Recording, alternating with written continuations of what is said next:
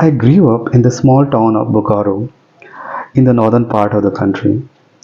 My father was employed as a technician in a steel plant by a PSU. We were a family of four siblings, and I was the youngest one, and hence the most pampered one. So I studied in an English medium school that was supported by the PSU, and that would mean lesser fees that my father could afford.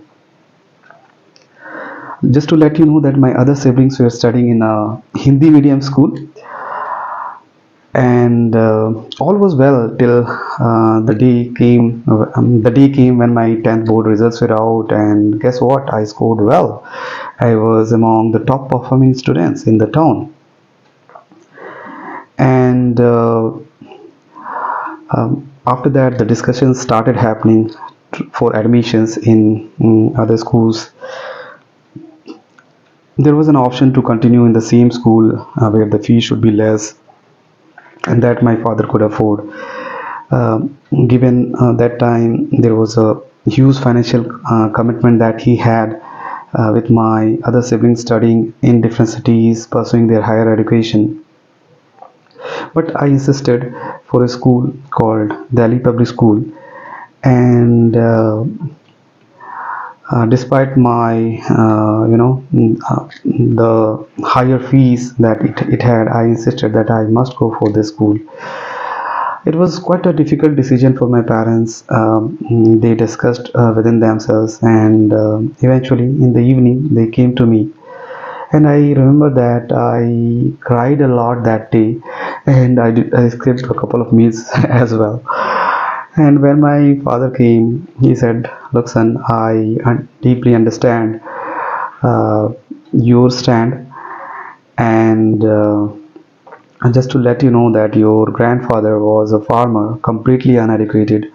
Your uncle was an illiterate as well. Your mom is not highly educated. I understand the value of education, and I will ensure that you get the best. But son, don't take it for granted."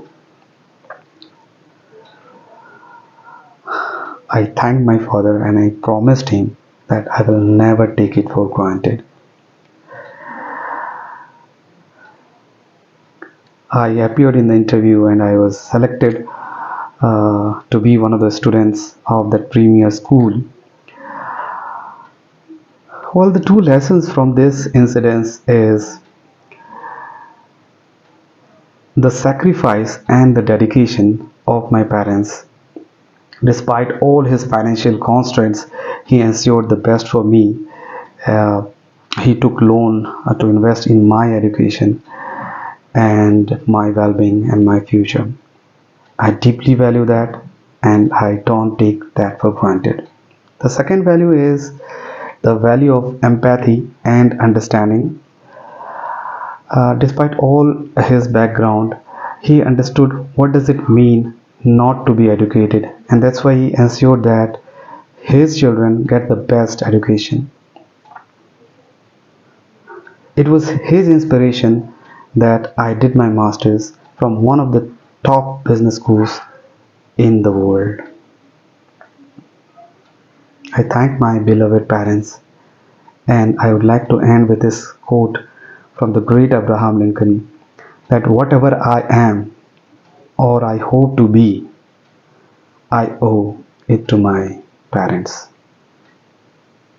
Thank you.